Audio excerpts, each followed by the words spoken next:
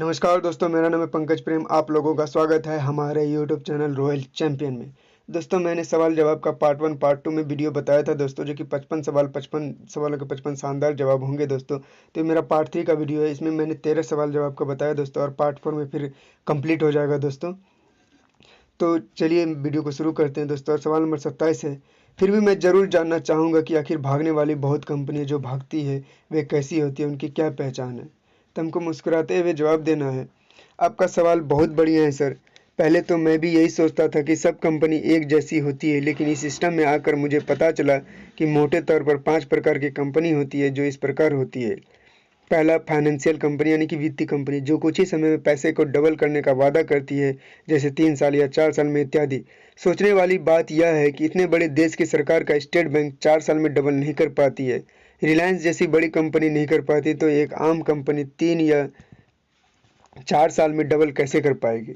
शायद नहीं कर पाएगी, लेकिन पैसे इकट्ठा करके जरूर भाग जाएगी। इसकी पहचान ये होती है कि बैंक और पोस्ट ऑफिस की तुलना में जल्दी डबल करने का वादा करती है, और जिसे पूरा करने का सवाल ही नहीं उठता। इनसे बचकर रहने में ही भलाई है।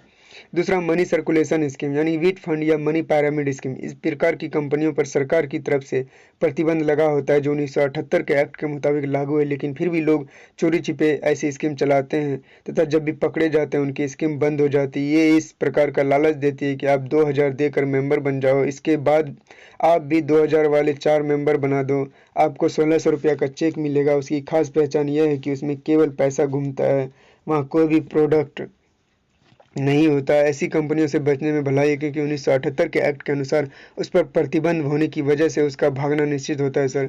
तीसरा, कमर्शियल सामान बनाने वाली कंपनियां। ये कंपनी ऐसी होती है जो सामान बनाती है और पारंपरिक तरीके से बाजार में सामान बेचती है, जिनकी डिमांड और सप्लाई का कार्य चलता रहे तो यह चलती रहती है, और नहीं चले तो मालिक इनको बंद कर देता है। लेकिन इस केस में आम जनता का कोई नुकसान या फायदा नहीं होता। सवाल नंबर 4, डायरेक्ट सेलिंग कंपनी। ये कंपनी कुछ प्रोडक्ट बेचती है, वह भी समूह के माध्यम से। ये समूह के माध्यम से जो टीम बनाती है उस पर रेफरल कमीशन बांटती है। ये कानूनी तौर पर भी सही होता है।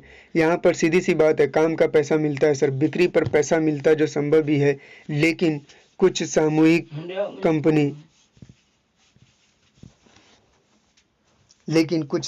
कंपनी नॉन वर्किंग प्लान लेकर आती है, जो कि संभव नहीं होता कि बिना काम का पैसा मिलता है। काम करके पैसा मिलने वाली कंपनी में कहीं भी कोई भी दिक्कत नहीं होती है, लेकिन इनके साथ कुछ उल्टा ही हो जाता है। पहले और दूसरे की कंपनियों के मामले में वे लोगों को छोड़कर भागती थी, लेकिन डायरेक्ट सेलिंग कंपनी का मामला कुछ उल्टा ही होता है। अगर डायरेक्ट सेलिंग में मजबूत लीडर है तो सेल्स आती रहती है और कंपनी हमेशा चलती रहती है। वैसे भी डायरेक्ट सेलिंग कंपनी के भागने का सवाल ही नहीं उठता है, क्योंकि पैसे के बदले सामान मिल ही जाता है। इसके अलावा भागने का सवाल ही नहीं उठता। उदाहरण के तौर पर आपने बाजार से एक पेन खरीदा और कुछ दिन बाद वह दुकान बंद हो जाती है, तो हम यह कहते हैं कि फलाना दुकानदार हमारे पैसे लेकर भाग गया। वैसे यह कंपनी आज की तारीख में डायरेक्ट सेलिंग के इतिहास का ब्रांड बन चुकी है। सवाल नंबर 28, यह बिजनेस नहीं चलता। हम कईयों को जानते हैं जो इस बिजनेस को छोड़ चुके हैं, तो उनको मुस्कुराते हुए जवाब देना है, सर आप बिल्कुल सही बोल रहे हैं, मैं आपकी बात समझ सकता हूँ। पहले मैं भी यही सोचता था, लेकिन मुझे वास्तविकता का पता चला तो मैंने पाया कि ऐसा नहीं है। यह आंकड़ों से जाहिर होता है कि लगभग 50% लोग इस बिजनेस को 3 महीनों के भीतर छोड़ देते हैं, और उनमें से अधिकांश बिना किसी से बात के ही इसे छोड़ देते हैं। और आप ऐसे कईयों को जानते होंगे सर, जो पीएमटी यानी प्री मेडिकल टेस्ट में फेल हो गए, तो क्या पीएमटी बंद कर दी जाए या फिर मेडिकल कॉलेज में ताला डाल दिया जाए? डॉक्टर बनने के लिए आप किसके संपर्क में आएंगे, जो पीएमटी पास हो गया हो या उसके जो पीएमटी फेल हो गया हो? क्या आप ऐसे लोगों को नहीं जानना चाहेंगे जिन्होंने इस बिजनेस में सफलता पाई है? आप अपने बच्चे को किसके साथ देखना पसंद करेंगे सर, जो पढ़ने में होशियार है या जो फेल होता आ रहा है? आप बगैर यह बिजनेस लगभग सभी राज्यों, आपके बगैर जो है सभी राज्यों में और सभी देशों में चल रहा है, और ये वर्षों तक चलता रहेगा। यह चुनौतीपूर्ण है, लेकिन सरल काम है जिसे सीख कर किया जा सकता है। आप जैसे बैकग्राउंड के लोग आज भी इस बिजनेस को कर रहे हैं, इसलिए असफल लोगों से नहीं, सफल लोगों से शिक्षा लें। हम जैसे लोगों से सलाह लेंगे, बिल्कुल हम वैसे ही बन जाएंगे। सवाल नंबर 29, हमारे बच्चे छोटे हैं सर। बहुत बढ़िया। उनको मुस्कुराते हुए जवाब देना है, सर बहुत बढ़िया, आपके बच्चे छोटे हैं। बच्चों के बारे में सोचना हमारी नैतिकता व सामाजिक जिम्मेदारी है सर। आपके पास अपने बच्चों के भविष्य की क्या योजना है? कोई प्लान या कोई स्कीम करके रखें अपने बच्चों के लिए? वो किस तरह के खिलौने से खेलना पसंद करेंगे, क्या ये सोचे हैं? वह किस गाड़ी में और किस तरह के स्कूल में पढ़ने जाएंगे, वो किस किस्म के कपड़े पहनेंगे, आप उनको कितना समय दे पाएंगे? अगर इस सवालों का जवाब देने में आपको पसीना से आ रहा है सर, तो आप ठीक दिशा में सोच रहे हैं कि आपको इस डायरेक्ट सेलिंग को गंभीरतापूर्वक शुरू कर देना चाहिए। बच्चों को इस बिजनेस को करने का कारण बना सकते हैं और उनके सुखद भविष्य की नींव रख सकते हैं। आखिर माँ बाप बच्चे को हमेशा के लिए आराम देने वाला है। अगर आपके बच्चे छोटे हैं तो पति पत्नी में से एक को ही बिजनेस में लगना चाहिए और दूसरे को बच्चे की देखभाल में पूरा समय देना चाहिए, जैसे हमारे कई लोगों ने किया है। इसलिए भगवान ने बच्चे को माँ और बाप दोनों दिए हैं, ताकि एक उसका लालन पालन और ख्याल रखें तथा दूसरा उसको सपनों की ज़िंदगी जीने में सक्षम बनाने के लिए एक लगातार आते रहने वाली आमदनी को पैदा कर सके। और अगर थोड़े भी विवेकशील लोग हैं और आदर्श माता पिता हैं तो ज़रूर एक आमदनी की बंदोबस्त करना चाहिए, ताकि जीवन में कुछ भी चुनौती आए उसका ज़िंदगी में बच्चों के लालन पालन और भविष्य पर कुछ भी फर्क ना पड़े। इस संदर्भ में हम श्याम सुंदर सर जी की कहानी भी बता सकते हैं सर आपको, कि काम की शुरुआत में उनके भी बच्चे छोटे छोटे थे और आज वो नहीं हैं, फिर भी उनके घर में पैसा आ रहा है सर, और भर भर के पैसा आ रहा है। सवाल नंबर 30, लोग इस बिजनेस के नाम से छिटकते हैं, कट मारते हैं और मिलना नहीं चाहते हैं, तो उनको मुस्कुराते हुए जवाब देना है। आप बिल्कुल सही बोल रहे हैं सर, मैं आपकी बात समझ सकता हूँ। मेरे साथ भी कई लोगों ने ऐसा ही किया था, लेकिन जब मुझे पता चला कि इस बिजनेस में 10-7-4-1 का फॉर्मूला काम करता है, यानी कि 10 लोगों ने अगर 10 लोगों को आपने इनवाइट करी तो 7 लोग बिजनेस प्लान देखने का समय देता है और उसमें से 4 लोग बिजनेस प्लान को देखते हैं और उसमें से एक ही व्यक्ति इस बिजनेस में ज्वाइन करते हैं, यानी कि 10 में एक आदमी इस बिजनेस में आता है और वही काफ़ी है। कुछ लोगों की नज़रों में उनकी स्वयं की छवि धुंधली होती है और उनका आत्मविश्वास बड़ा कमज़ोर होता है। यह वे लोग होते हैं जो संतोषी यानी सदा सुखों की गोली खाकर बड़े हुए और आत्मविश्वास की कमी के कारण किसी भी काम के हाथ में लेने से डरते हैं। आपको हर बिजनेस में ऐसे लोग मिल जाएंगे जो टाल मटोल करने में विश्वास रखते हैं, पर ऐसे लोगों के आने से भी खास भी फायदा नहीं है और ना ही होता है। ये अगर आ भी जाएं तो छोड़कर भागने में ज़्यादा वक्त नहीं लगाते। पैसे की गरीबी उतनी दुखदाई नहीं होती जितनी प्रगति के लिए व्याकुलता की सर। जो अपनी दुर्दशा से संतुष्ट है उसके लिए सुखद अवसर कहाँ से, कैसे और क्यों आएगा सर? इसलिए हमसे जो भी छिटकते हैं उनकी चिंता नहीं करनी है। जो लोग हर रोज़ भगवान के सामने अगरबत्ती लगाते हैं और कहते हैं भगवान मेरी किस्मत अच्छी कर दे, मैं आम जिंदगी नहीं जीना चाहता, और कहता है बस एक बार मौका दे दो। अगर परिवार का इतिहास ना लिख दिया तो कहना, अगर आपके घर में लड़का या लड़की पैदा हुई है तो मतलब साफ है कि भगवान ने उसके लिए लड़की या लड़का पहले ही खुद पैदा कर दिया है जिसके साथ उनकी शादी होगी। आपका काम तो उसको खोज निकालने का है सर। अगर आपको भगवान ने यह बिजनेस दे दिया है तो भी मतलब साफ है कि भगवान ने वो लोग पहले ही भेज दिए हैं जो आपके बिजनेस में सहयोग करेंगे। आपकी जिम्मेदारी तो सिर्फ इतनी है कि आप बस उन लोगों को खोज निकालें। ऐसे लोग जो बोल कर भी नहीं आते हैं वे आपकी खोज का हिस्सा नहीं है। उन लोगों की परवाह करके आप अपना भविष्य खतरे में क्यों डाल रहे हैं सर? सवाल नंबर 31, ये बड़ा कठिन काम है, सफलता की संभावना बहुत कम है, तो उनको मुस्कुराते हुए जवाब देना है। यह प्रारंभ में ही स्पष्ट किया गया है कि डायरेक्ट सेलिंग सरल है पर आसान नहीं है सर। इस दुनिया में 97% व्यक्ति मध्यम वर्गीय एवं असफल है और मात्र 3% जो व्यक्ति है उच्च वर्गीय एवं संपूर्ण सफल है। उच्च प्रतियोगिता में सफल होते हैं। कष्ट और कठिनाई का व्यवधान उन्नति की हर दिशा में मौजूद है। ऐसी एक भी सफलता नहीं है जो कठिनाइयों से संघर्ष किए बिना ही प्राप्त हो जाती है। जीवन के महत्वपूर्ण मार्ग विघ्न बाधाओं से सदा भरे रहते हैं। यदि परमात्मा ने सफलता का कठिनाई के साथ गठबंधन ना किया होता, उसे सर्वसुलभ बना दिया होता, तो यह मनुष्य जाति का सबसे बड़ा दुर्भाग्य होता, क्योंकि सफल एवं असफल में कोई अंतर ही नहीं होता। सवाल नंबर 32, पैसा सब कुछ नहीं होता, पैसे से मानसिक शांति नहीं मिलती है, तो उनको मुस्कुराते हुए जवाब देना है। संपन्नता और मानसिक शांति का संबंध व्यक्तिगत स्वभाव पर निर्भर करता है सर। पैसा पानी की तरह है, जिसमें मिलाओ वैसा ही रंग हो जाता है सर। दूध में मिलाओ दूध जैसा, शराब में मिलाओ शराब जैसा। ये केवल भ्रांति यानी भ्रम मात्र है कि पैसा लोगों का दिमाग खराब कर देता है और उसे घमंडी बना देता है। ऐसा कुछ भी नहीं है सर। पैसा अपने आप में एक ऐसी चीज़ है जो मनुष्य को उसकी प्रवृत्ति के अनुसार कार्य करने की क्षमता बढ़ाता है। अगर अच्छी प्रवृत्ति है तो वह और अच्छा बन जाता है और बुरी प्रवृत्ति है तो और बुरा बन जाता है। दूसरी बात, बहुत सारे गरीब लोगों को भी मानसिक शांति प्राप्त करने के लिए धन्ना सेठ होना जरूरी है, लेकिन पैसे की कमी के कारण आप ऐसे तत्वों से वंचित रह जाते हैं जो जीवन को रंगीन बनाते हैं। पैसे से खुशी नहीं खरीदी जा सकती, लेकिन असुविधाएं थोड़ा कम किया जा सकता है। यदि आपको हर समय यह चिंता सताती रहती है कि डॉक्टर की फीस कैसे अदा की जाए, किताबों और स्कूल फीस कब तक दी जा सकेगी, बिजली या फ़ोन का बिल कम कैसे आए, क्या इस साल भी घर की पुताई नहीं हो पाएगी, तो आपका मन कैसे शांति का अनुभव कर सकता है। संपन्न लोग मानसिक शांति के साथ जीते हैं, पर अगर व्यक्ति की मुख्य चिंता यह हो जाए कि संपत्ति की रक्षा किसी भी तरह की जाए, तो मानसिक शांति गायब हो जाती है। मनुष्य संपत्तियों से नहीं बल्कि अपने विचारों एवं नजरिए के कारण ही शांत और सुखी रह सकता है।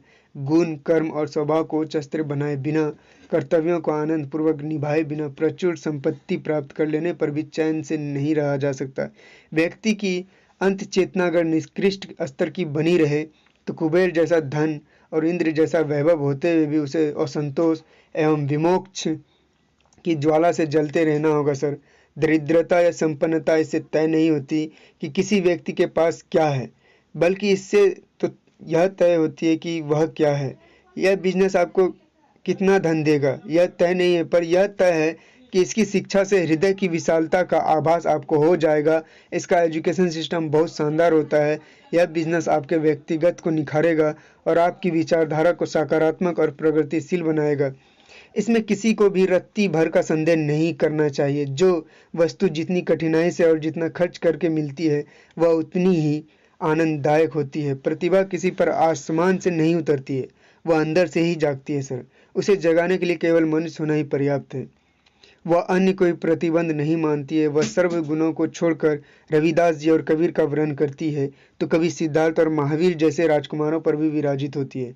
बलवान सुंदरों को छोड़कर गांधी जैसे कमजोर शरीर और चाणक्य जैसे कुरूपों को वह प्राप्त होती है। उसके अनुशासन में जो आ जाता है वह बिना भेदभाव के उसका वर्णन कर लेती है। और अब यह कठिन काम है, इसलिए तो करना है, वरना आप अपने बच्चों को ICW मेडिकल या इंजीनियरिंग कॉलेज में जाने के नाम से डरा क्यों नहीं देते। अगर आसमान को जिद है बिजलियां यहाँ गिराने की, तो हमें भी जिद है सर आसियां यहाँ बनाने की। सवाल नंबर 33, इसमें आना था तो पहले आना था, जो पहले आ गए वो अच्छा कमा गए, अब इसमें कुछ नहीं रखा है। तो उनको मुस्कुराते हुए जवाब देना है सर जी आपका कहना बिल्कुल सही है, परंतु ऐसा नहीं है। सारा बिजनेस प्रोडक्ट पर आधारित है, जिनकी संख्या समय के साथ बढ़ती है। अतः इसमें आने का सबसे सही समय अभी है। पहले आना था कहकर आप यह मान रहे हैं कि आप पहले न आकर गलती कर चुके हैं। अब आप दूसरी गलती यह कर चुके हैं कि इसमें आने में देर कर रहे हैं सर। अगर आप अपनी जानकारी थोड़ा बढ़ाएं तो आपको यह पता चल पाएगा कि डायरेक्ट सेलिंग में ऐसा कई बार हुआ है कि नए एसोसिएट ने पुराने एसोसिएट को पीछे छोड़ दिया है सर। ऐसे भी कई एसोसिएट हैं जो बाद में आए, पर जिनकी आमदनी अपने अपलाइन से बहुत ज़्यादा है। जैसे हमारे महागुरु श्री नवज्योति वत्स 25 महीने में डायमंड बन चुके थे और 30 महीने में 2 ID से डायमंड बन गए। अपने अपलाइन से बड़ा करोड़ों का बंगला और टॉप मॉडल फॉर्च्यूनर कार, जो आज के दिन में लगभग आधा करोड़ का गाड़ी है सर, और अपने अपलाइन से ज़्यादा दोनों हैंड में रेड कलर एवं डायमंड लीडर हैं। आपकी आमदनी आपके आने के समय से तय नहीं होती है, बल्कि तय होती है आपकी लगनशीलता से तथा आपकी प्रतिबद्धता से। यह कोई पैरामिड स्कीम या चैन सिस्टम नहीं है। अतः यह सोचना बिल्कुल गलत है सर, जबकि सेफ शॉप में सैकड़ों डायमंड अपने अपलाइन से ज़्यादा पैसा कमा रहे हैं। हम घर घर जाकर हाथ नहीं जोड़ सकते और ना ही किसी का दरवाज़ा खटखटा सकते। तो उनको मुस्कुराते हुए जवाब देना है, सर आप बिल्कुल सही बोल रहे हैं। पहले मुझे भी यही लगता था कि ये दरवाजे खटखटाने का, घर घर जाकर हाथ जोड़ने का और सेल्समैन जैसा काम है, लेकिन जब इसकी विस्तार से जानकारी ली तो पता चला कि यह ऐसा कुछ नहीं है। यह तो बेहद बहुत पवित्र और नैतिकता का कार्य है। इसके माध्यम से हम लोगों को कुछ बेचने वाला सेल्समैन नहीं बनाते हैं।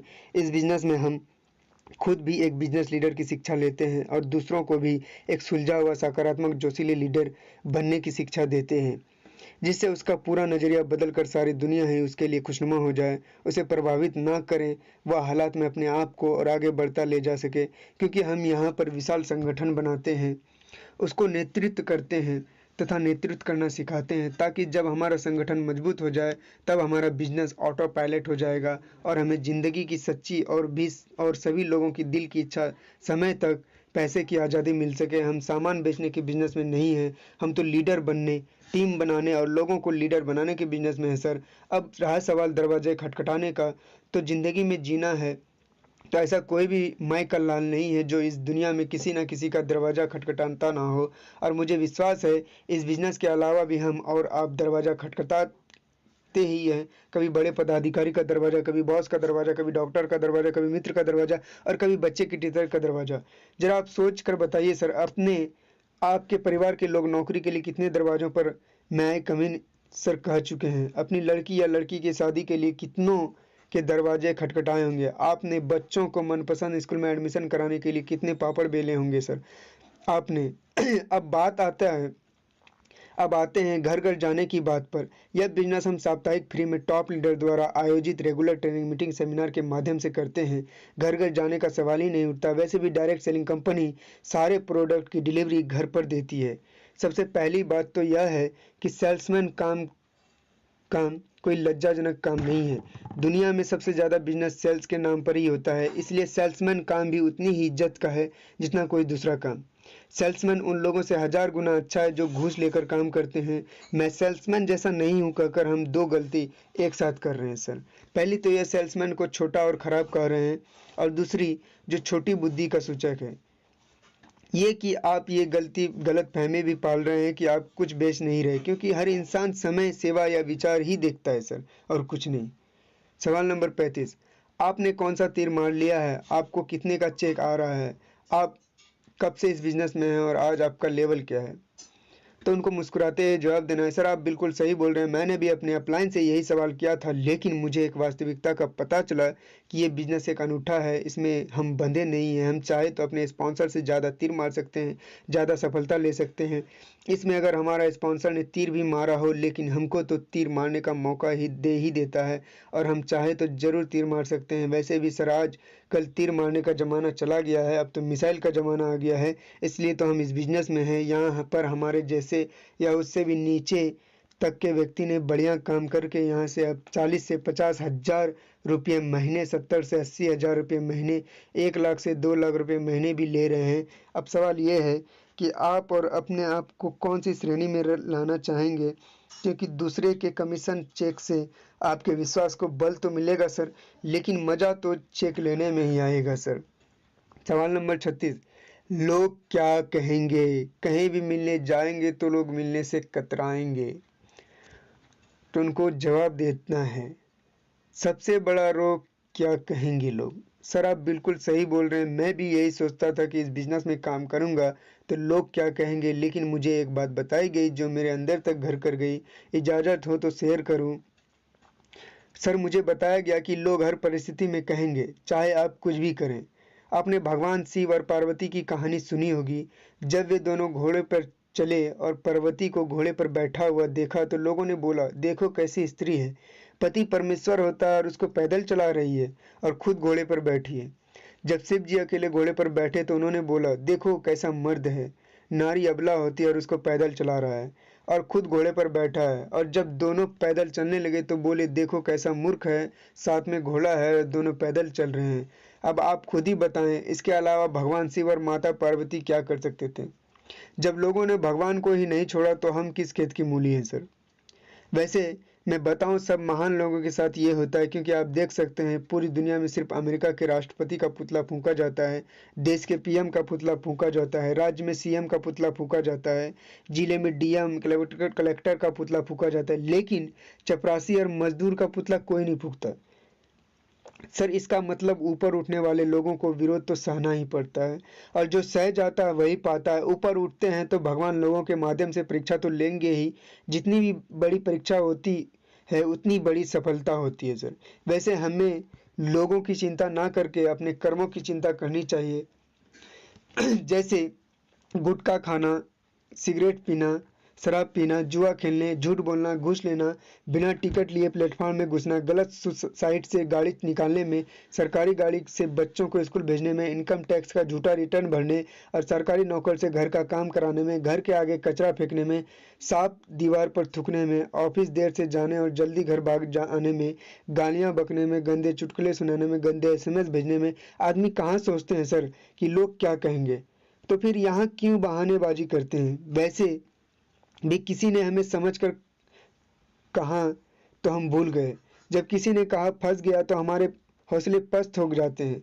उस ऐसी उधार की अदाओं पर जीने से फायदा ही क्या है सर?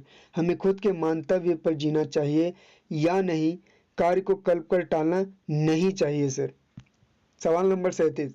सब सही है साहब, आपकी हर बात ठीक है, पर मैं तो एक को भी राजी नहीं करा सकता, मेरे कहने से तो कोई नहीं आएगा। तो उनको मुस्कुराते हुए जवाब देना है, सर आप बिल्कुल सही बोल रहे हैं। पहले जब मैंने यह बिजनेस को देखा तो मुझे भी ऐसा ही लग रहा था, लेकिन मेरे कहने से कोई नहीं आएगा। लेकिन जब मेरे स्पॉन्सर ने बताया कि हमारे दिमाग में ऐसा क्यों नहीं आ रहा कि हम किसी को राजी नहीं करा पाएंगे और हमारे कहने से कोई नहीं आएगा, तो इसका मतलब यहाँ है कि हमारा आत्मविश्वास बहुत कम है और हमारे समाज में कोई सामाजिक प्रतिष्ठा नहीं है। सबसे पहले तो हमें अपने आत्मविश्वास को जागृत करना होगा सर, क्योंकि बिना आत्मविश्वास के आमदनी कहीं भी कामयाब आदमी जो है कि कहीं भी कामयाब नहीं हो पाता है। और दूसरी बात, हमारी सामाजिक प्रतिष्ठा भी अच्छी होनी चाहिए और हमें ऐसे संगठन से जुड़ने चाहिए जहां हमें सम्मान भी मिले और यह बिजनेस इन दोनों चीज़ों के अलावा कई अन्य चीज़ें भी दिलाने में सक्षम है। दूसरा, इस बिजनेस में हमें राजी कराना पड़ेगा ऐसा कुछ नहीं सर, यह तो ज़िंदगी बदलने वाला अवसर है जिसकी जानकारी कुछ लोगों को देनी होती है। जानकारी लेने के बाद इच्छुक और योग्य प्रोस्पेक्ट खुद ही आपके साथ जुड़ने के लिए प्रेरित हो जाएंगे और जो इच्छुक नहीं है उसको हमें राजी करने की ज़रूरत नहीं। दूसरा, इस बिजनेस में सब लोग प्रोडक्ट प्रमोट भी नहीं कर सकते हैं। यहाँ 10 सच 4 1 का रूल कार्य करता है सर, इसलिए हमें चिंता करने की ज़रूरत नहीं है और ना ही खुद को अंडर एस्टिमेट करने की। शुरुआत में मुझे भी लगा कि पता नहीं टीम बना पाऊंगा या नहीं, लेकिन आज मुझे ये कहते हुए फक्र होता है कि सर 2 की नहीं, 20 की नहीं और 200 की नहीं, मेरी टीम लगातार बढ़ ही रही है। वैसे हमारे अपलाइन ऐसे हैं जिनकी टीम हज़ारों लाखों की है, तो हमारी और आपकी क्यों नहीं हो सकती है सर। सवाल नंबर 38। ये टोपी पहनाने का धंधा है, आपको किसी ने पहना दी तो हमको पहनाने चले आए। तो उनको मुस्कुराते हुए जवाब देना, आप बिल्कुल सही बोल रहे हैं सर, ये टोपी पहनाने का ही बिजनेस है, लेकिन ये टोपी पहनकर बहुत सारे लोगों ने अपनी और अपने परिवार की ज़िंदगी बदली है। बहुत से छुटकारा पाया है, देश विदेश की यात्रा करके अपने नाम के साथ करोड़पति लगाया है, साइकिल से कार तक पहुँचे हैं। ये ऐसी टोपी है जो ठंड, गर्मी और बरसात से बचने के काम आती है। ये मंच और माइक भी दिलाती है सर। इस टोपी को पहनने के बाद लोग ज़्यादा स्मार्ट और ज़्यादा आत्मविश्वासी बन जाते हैं। इस टोपी को पहनकर बहुत सुकून मिला है और बहुत लोगों के परिवार में खुशियां आई है। इस टोपी को पहनने से परिवार में खुशियां मिलती है सर। ऐसी टोपी को मैं तो पहनूंगा ही, लेकिन ये खुशियां भरी टोपी को पहनाने के लिए भी तैयार हूँ। मुझे लगता है सर आपको भी इसे पहनने में देर नहीं करनी चाहिए। सवाल नंबर 39। मान लीजिए कि मैंने किसी को फंसाकर मेंबर बना ही लिया पर 2 आगे मेंबर नहीं बना पाया, तो वह मुझे उसकी लगेगी कि नहीं लगेगी। तो उनको मुस्कुराते हुए जवाब देना है, सर आप बिल्कुल सही बोल रहे हैं। पहले मेरे दिमाग में भी यह बात आई थी, लेकिन इस बिज़नेस को जब मैंने गहराई से समझा तो पता चला कि इस बिज़नेस में फंसाना या गाली देना या लगने जैसी कोई बात नहीं है, क्योंकि यहाँ पर हम किसी को मेंबर नहीं बनाते। हम तो इस बिज़नेस में कुछ ब्रांडेड प्रोडक्ट को शेयर करते हैं तथा उन प्रोडक्ट को लेने के बाद आगे रेकमेंड करके एक संगठन बनाने पर उसके प्लान में बताए गए आधार पर एक निश्चित कमीशन मिलता है सर। अब इस परिस्थिति में उस आदमी को हर हालत में या तो फ़ायदा होगा या बहुत बड़ा फ़ायदा होगा सर। अगर उसने आगे टीम नहीं बनाई, संगठन नहीं बनाया, तो उसको पैसे के बदले में प्रोडक्ट या बीमा पॉलिसी का फ़ायदा तो मिलेगा ही मिलेगा। लेकिन ज़रा सोचिए, अगर उसने कुछ मेहनत करके टीम वर्क में मिलकर अपना संगठन बना लिया तो उसको कभी ना रुकने वाली आमदनी पीढ़ी दर पीढ़ी मिलती रहेगी सर। इसलिए हम कहते हैं या तो फ़ायदा होगा या बहुत बड़ा फ़ायदा होगा। वैसे यहाँ यह काम करने के पैसे मिलते हैं और कमीशन मिलता है, ये कोई नई बात तो नहीं है। हर जगह पर प्रोडक्ट खरीदने के पैसे लगते हैं और हर जगह काम करके पैसे मिलते हैं। तो फिर मैं यहाँ पर क्या कोई बाबा जी का भंडारा है? कोई काम भी नहीं करेगा और गाली देगा और आपको लगेगी? इस बात की कोई तुक नहीं है सर, ये महज एक भ्रम है और इस बिजनेस को नहीं समझना अज्ञानता का उदाहरण है सर। जो इस बिजनेस को समझ लेगा वह कभी भी ऐसी बात नहीं करेगा। मैं ज़रूर सलाह देना चाहूँगा कि आप कुछ मीटिंग और प्लान में जाकर अच्छे से समझने की कोशिश करें और इस सुनहरे बिजनेस का फ़ायदा उठाएं।